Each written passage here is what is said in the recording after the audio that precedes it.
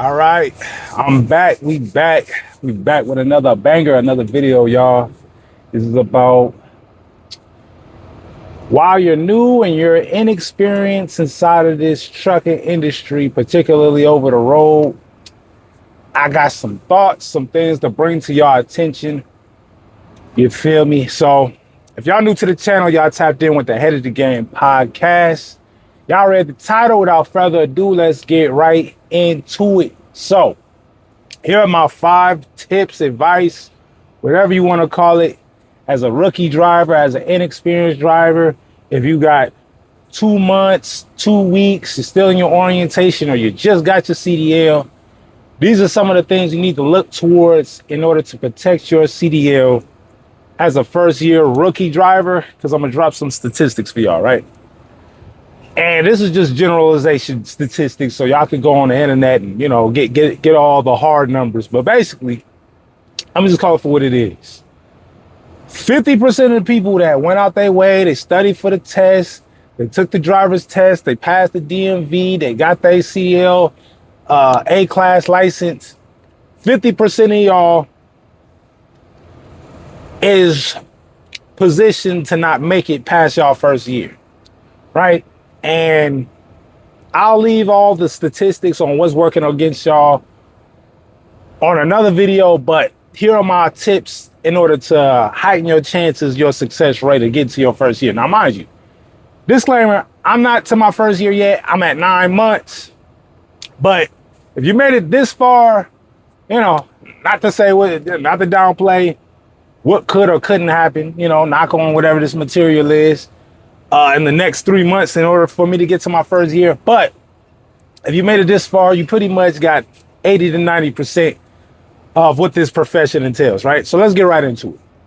So the first thing is making sure that you're compliant with your company's policies, right? So whether that's headphone device, right? Now, some companies don't care if you have a headset, so on and so forth, but make sure you're inclined to that. Secondly, following up with headphones, right? Handheld electronic devices. If you're using your phone and operating this truck at the same time, right? Then, some companies will put you on the chopping block or write you up or warning, so on and so forth. Whatever the case may be, super big. And on top of that, if you get, if a police officer or state trooper so happens to come across that, consequences can also be dire, and it can be put on your CDL, right? So that's first and foremost. Got to make sure that you're compliant with your company's policies, because they're looking for whatever reason to save face for their company and to make sure that, their insurance rates are low. So they got a lot of incentives to implement all this stuff that they're telling you to do or whatever. So, just make sure you do due diligence when it comes down to each company and what pretty much caters towards how you would like to operate this truck, right? So that's number 1. Number 2 would be making sure you understand what you're responsible and liable for regarding this truck. So the company is going to tell you everything they will want you to do from a policy standpoint, but then there's some things you are held accountable outside the company, that could follow you during your CDL journey, right? So, for example, making sure your logs, pre-trip, post-trip, making sure you're compliant, making sure all your clocks are working together, your 8-hour clock, your 11-hour clock, your 10-hour reset, your 34-hour reset, your 70-hour clock, making sure everything is kind of like within, not overlapping or, putting yourself in a situation where it could be a DOT violation, right? Second thing, actually doing the pre-trip. Now, I'm gonna keep it 100 with y'all. For y'all that's still in school, or you're still in your orientation with your training and you're doing the pre-trip every single day, I'm gonna be honest with y'all. Most people ain't doing a pre-trip every single day. Now, should you probably do that? Yeah, on paper, you probably should. And I'm gonna tell you the reason why, right? Or if you're not doing it every day, is the reason why the pre-trip is so important. Post-trip, pre-trip is that if you get stopped at a weigh station and you got to go through a level 1 inspection, which I've been through before, they're looking for everything. Headlights, brakes. Now, I have maybe a level 2, level 3.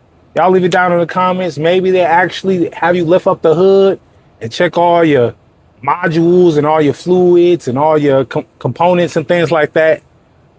My level 1 was just brakes, lights, tandems, so on and so forth, right? And I ended up getting a warning for my improper placement of my tandem, because right now I'm currently in the state of California, but I'll leave that subject for another day. But point being is making sure you're understanding what you're responsible for regarding being compliant to the DOT, right? Because the company is only going to tell you so much. Now there's situations where you could be compromised by both, or one or the other could be up for grabs. So, right. So moving on to the third one, which would be your home time, right? Or when you're off the clock, how being off the clock could possibly affect your profession. Unlike most professions, when you're off the clock, you're usually not held liable or responsible for the things you do off the clock, unless it's just something like crazy criminal or something like that, right?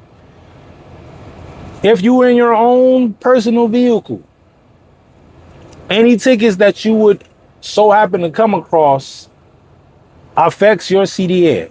So you got to drive your vehicle, not so much so, but yes, ticket free, stay ticket free. Whatever that means to you, stay ticket free. Another thing about regarding your off time that could affect your CDL. Now, this is common sense, but I'm going to say it anyway, right? Substance abuse, however you want to call it, indulging and, the devices, decompressing, self-medicating. You can think of whatever synonyms you want. Because that DOT drug test pops up, you don't want to test positive and go through all that. Y'all know what's going on, like as far as like the clearance house and, all the things that went into. You don't want to deal with that, right? Now, hey, are people going to still do what they do? Sure, but I'm just here to tell y'all. I'm just here to bring awareness. I'm not trying to sit up there and tell y'all what to do. I do what y'all want. I'm not anybody's teacher, anybody's instructor, right? I'm just telling y'all the things I gotta be inclined with in order to protect my CDL, right? So anything, I don't say anything, but to a certain extent, those two situations could affect your CDL, right? What else? Now here's one. Here's point number 4. Point number 4 is holding the company accountable. So if stop work authority, some companies may or may not have it, but generally speaking, if you got a stop work authority, you can pretty much tell the employer, like, hey, I don't feel safe. If they want to sit up there and you got 150 miles to go to make an appointment for a load, and your dispatcher is saying and trying to peer pressure you to, hey, well, I know it's snowing outside and it looks very bad, but if you can make it there before it gets really bad, then it looks okay. You as the driver is responsible for whatever you decide to do and what decision you make, right? So if somebody's trying to peer pressure you, the stop work authority, all you have to say is one word and one word only, and they got to sit up there and respect it. Or the whole phrase together, I don't feel safe. If you tell them I don't feel safe,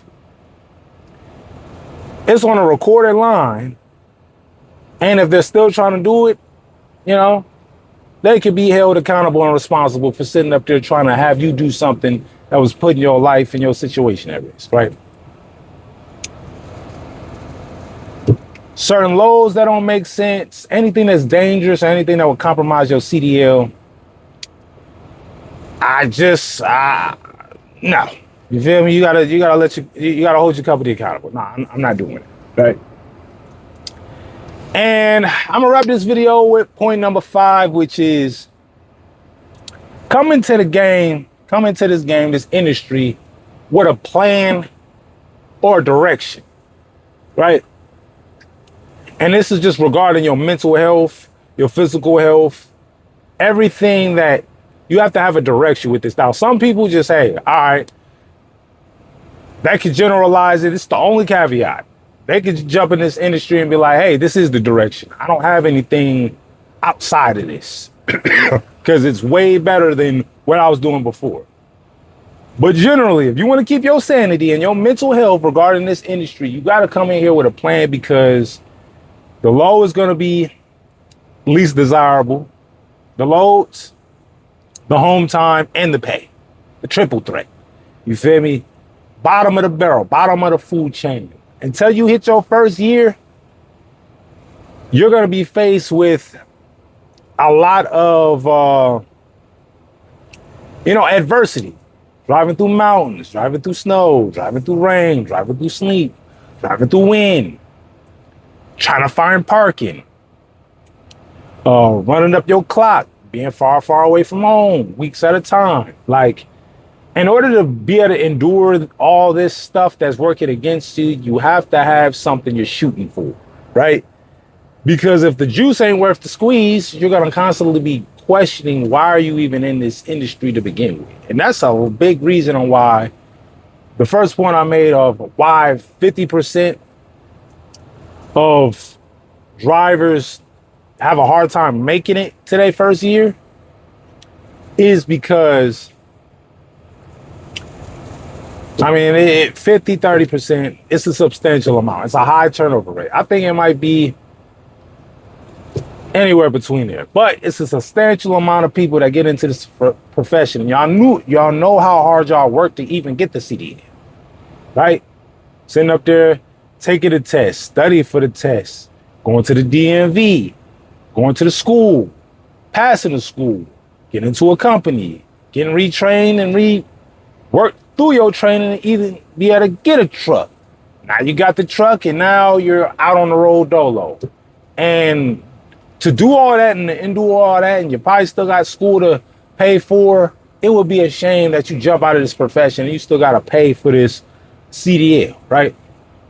So come in here with a plan, and a plan, it's not going to make it a different profession, but mentally you should be able to endure a lot more because you actually have a goal. You're going towards something, right?